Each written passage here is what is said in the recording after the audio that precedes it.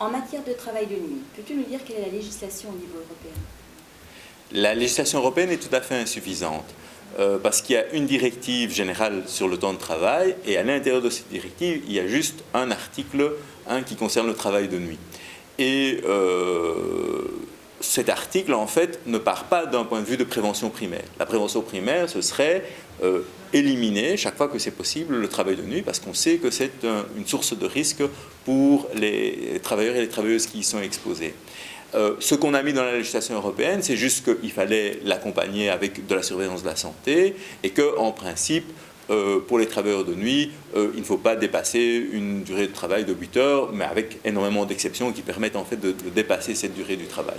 Donc il y a vraiment, je crois, la nécessité d'améliorer la législation européenne en la matière et d'être logique du point de vue de la prévention. C'est-à-dire qu'il faut empêcher le travail de nuit quand il peut être empêché et le limiter là où il ne peut pas être complètement empêché.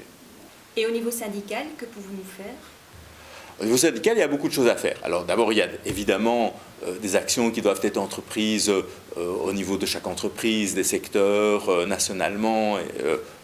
Et je crois que ce que fait pour le moment la Centrale Générale, c'est justement quelque chose de très important, parce qu'on sait que le travail de nuit est à l'origine à la fois d'un vieillissement précoce des travailleurs qui font du travail de nuit, c'est à l'origine d'un certain nombre de cancers, donc il y a vraiment un grand nombre de problèmes de bien-être au travail qui sont liés au travail de nuit. Et donc là, je crois que l'action quotidienne de la Centrale Générale est très importante.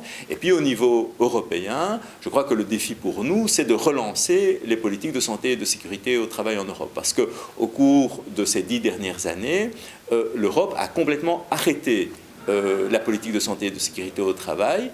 Et l'argument, je dirais, qui est utilisé, c'est que voilà, ça doit être finalement un facteur sur lequel se joue la concurrence. C'est-à-dire que les pays dans lesquels il y a de moins bonnes conditions de travail, eh bien, tant mieux pour eux, ça devient un avantage concurrentiel pour ces pays. Et donc là, on a besoin d'une action syndicale pour remettre la santé et la sécurité parmi les priorités de l'Union européenne, ce qui n'est plus le cas aujourd'hui. Et au niveau du syndicat européen, la CES, que fait-on? Ce qu'on fait pour le moment, c'est organiser des campagnes pour défendre la santé et la sécurité des travailleurs contre les politiques qui sont menées par la Commission européenne. Donc, de façon très concrète, depuis que Barroso est devenu président de la Commission européenne en 2004, les politiques de santé et sécurité au travail ont été paralysées au niveau européen. Et donc, ce que la CES fait, c'est organiser des campagnes de façon à ce que les syndicats dans les différents pays d'Europe, mais aussi les fédérations sectorielles, reprennent la question de la santé et de la sécurité au travail comme vraiment un objectif prioritaire. Et donc, ces jours-ci, par exemple, la CES a adopté une résolution qui porte sur les cancers. Et donc, on sait qu'il y a un rapport entre le travail de nuit et les cancers. Et donc, le point de départ de cette résolution, c'est la situation dramatique, c'est qu'il y a chaque année en Europe plus de 100 000 travailleurs qui meurent des suites d'un cancer professionnel. C'est beaucoup plus que les accidents mortels du travail. Donc c'est clair que donner de la visibilité à ces problèmes et organiser des campagnes communes avec les syndicats, avec les différents secteurs sur les questions de santé et sécurité au travail, c'est une des tâches les plus importantes de la CES.